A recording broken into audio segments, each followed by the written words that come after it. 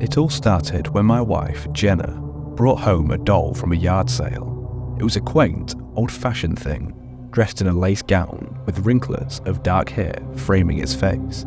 Jenna was thrilled with her find, but the moment I saw it, an uneasy feeling settled in my stomach. "That thing is creepy," I said, half joking.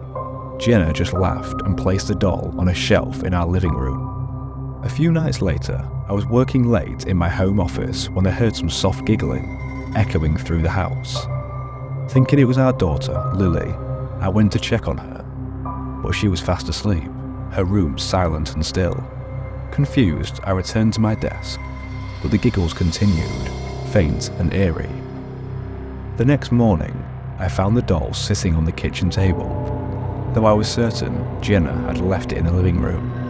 I mentioned it to Jenna, but she just brushed it off, claiming she must have moved it and forgotten. Over the following weeks, the disturbances grew.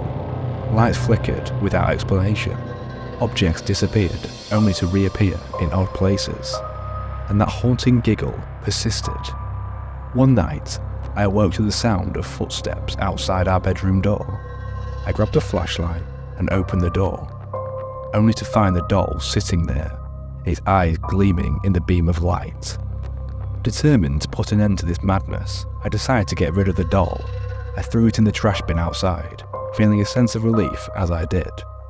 But the next morning, the doll was back on the living room shelf, its dress spotless despite the previous night's rain. "Enough is enough," I told Jenna. "This thing has to go." We decided to burn it, hoping that would finally break whatever spell it seemed to have on it. As the flames engulfed the doll, we heard a piercing scream, chilling us to the bone. The fire died down, leaving nothing but ashes, and for a while, peace returned to our home. Then one evening, as we were tucking Lily into bed, she looked at us with a wide, frightened eye. "The lady said she's coming back," she whispered. "Which lady, sweetie?" Jenna asked, trying to keep her voice calm. "The lady with the doll," Lily replied. "She says she's very angry." That night, the disturbances resumed with greater intensity. Shadows moved on their own, doors slammed shut, and that horrible giggle echoed through the house. Desperate, we contacted a local paranormal expert.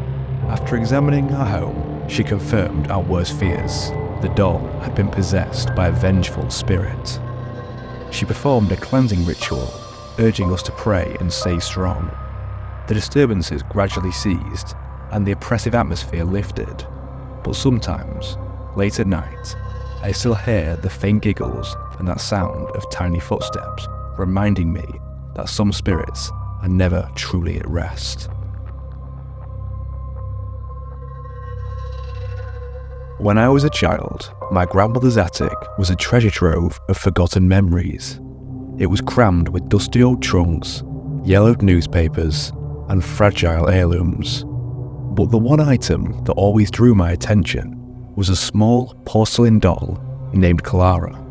She sat alone on a wooden chair, dressed in a faded blue dress with a crack on her cheek that gave her an almost tragic appearance.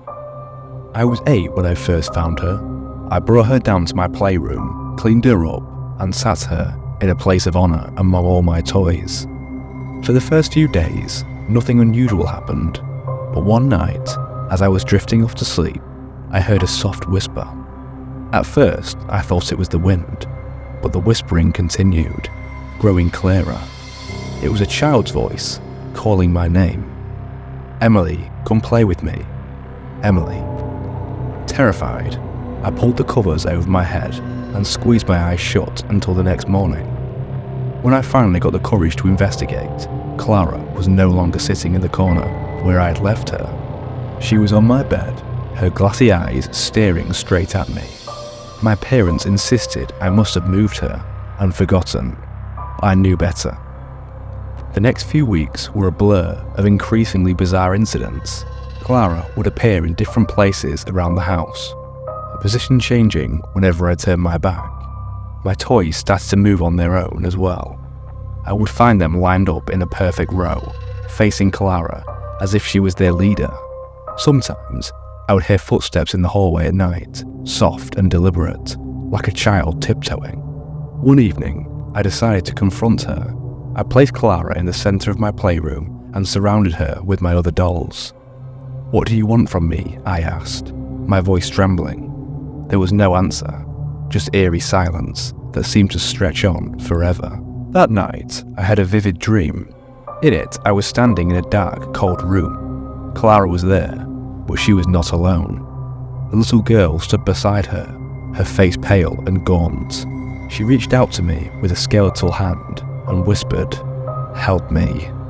I woke up in a cold sweat. Clara was sitting on my bedside table, her expressions unchanged, but somehow more sinister. I could feel her eyes on me, watching my every move. I knew then that I had to get rid of her. The next day, I took Clara back to the attic. I placed her in the trunk where I had found her and closed the lid.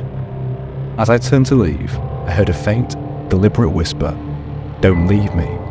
But I did not look back. Years later, when I inherited the house after my grandmother passed away, I found myself standing in the front of the same trunk with trembling hands. I opened it. Clara was still there, her eyes as lifeless as ever. I hesitated for a moment, then gently closed the lid. Some things, I realized, are better left undisturbed. Thank you for watching. Please like and subscribe, and check out my other horror stories on screen now.